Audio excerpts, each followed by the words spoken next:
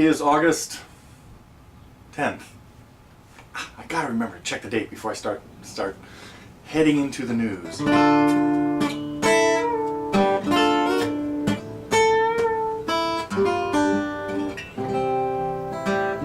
Had a lot of fun songs running through my head.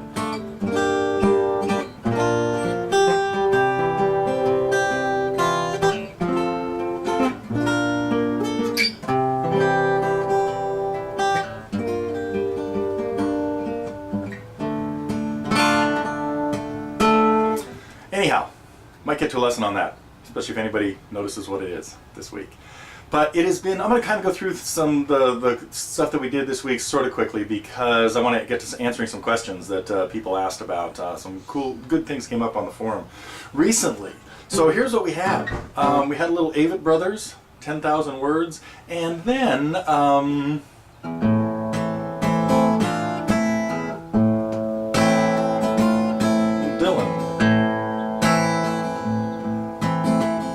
big old stretch in there.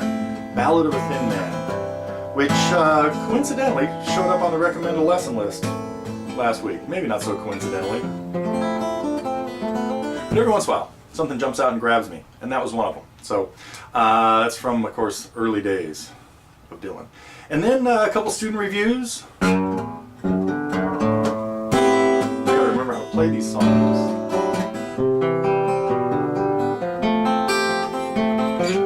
Took a look at Emerson, Lake and Palmer from the beginning, and then a little Tears in Heaven as well. So I hope those have helped people out as they're checking out the new lessons and things. And then a couple, so that was the student reviews. Then we had a couple fly on the walls. One was Grateful Dead with our target member Beaker, looking at The Music Never Stopped. And then one of the most useful ones, because this sort of leads into the questions that I wanted to sort of get to this week, and that had to do with pentatonic scales. And so the lesson Fly on the Wall with Fred came out that the more you can hear and read and just absorb stuff about pentatonics, the more the bigger picture starts making sense. And Willem put up a great chart that had it exactly laid out the way I like to think of it, although again I think the person that put that together had them numbered 1 through 5, and I've explained many times why I like to number them 1 through 6.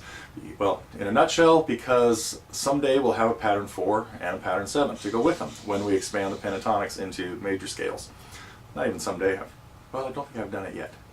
But does take me into a little bit about lead playing, because the pentatonic scales and patterns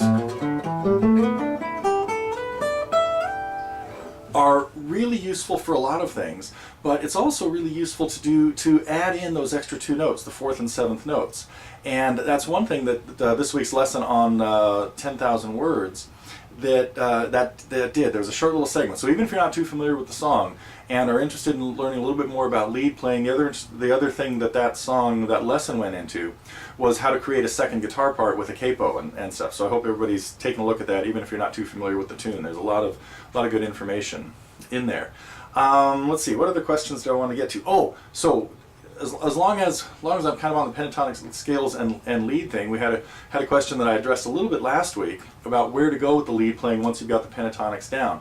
And that's a little too, can't go too far into it on the news, but the best step for our target members is take a look at the lesson called Lead Secrets Triads. It's under the Tips, Techniques, and Theory section on the front page. And it really talks about doing stuff with, if I'm playing E minor to A, I should be able to find an E minor chord and an A chord here or here or here, depending on how cut away your guitar is. And then all of a sudden this progression that sounds like this maybe, the lead could be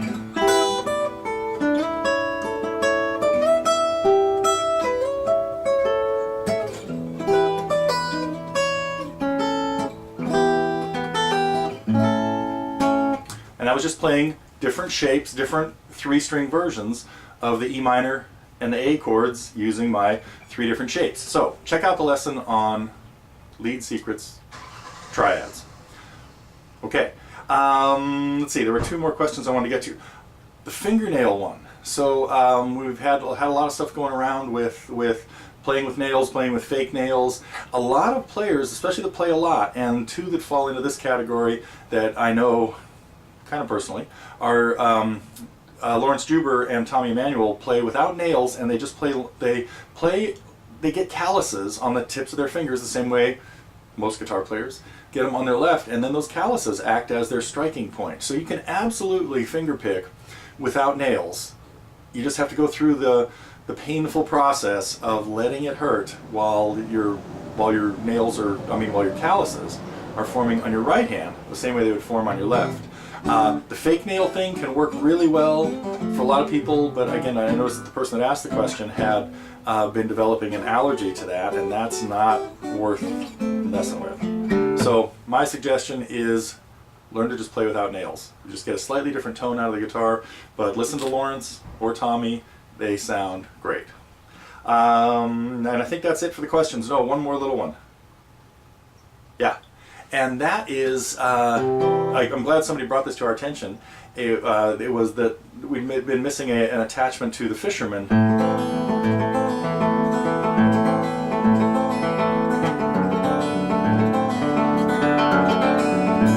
As I talked about playing the bass part in that section, in section 2, a couple of different ways. One is the way Leo did it, which was a little bit randomly, and so we had one just doing it with the bass modified to be a straight alternating bass.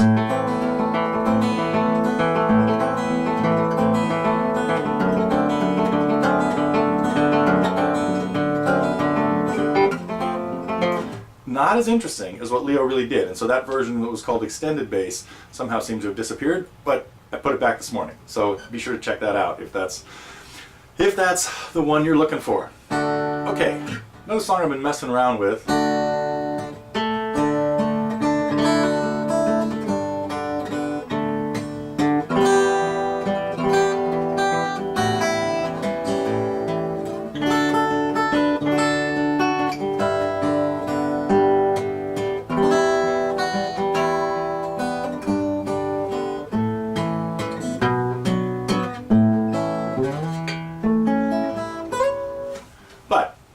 Neither of those, none of the ones I played today have shown up on the recommend a lesson list, but if they do, I might get to them. I'm also thinking about doing a little blues thing, kind of like the little thing I messed with here at the beginning, which was just something that fell in my lap last night as I was sitting outside watching the sunset and noodling around with the guitar. So I think that is it. What is going on next week? Nothing I can think of that I need to tell you about just yet, but I hope everybody's I know it's been very hot in a lot of parts of the United States lately, and also very stormy in a lot of parts. It's kind of cooking here in Northern California today, which is why I'm trying to get through this early before the sweat comes.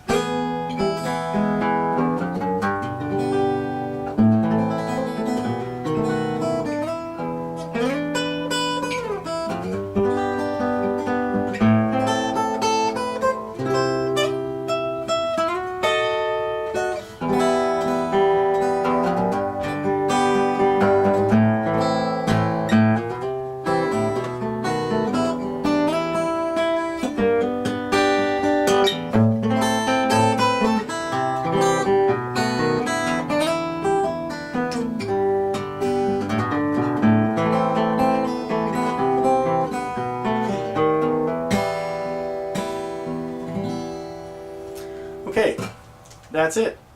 Signing off for today, and we'll see you next week.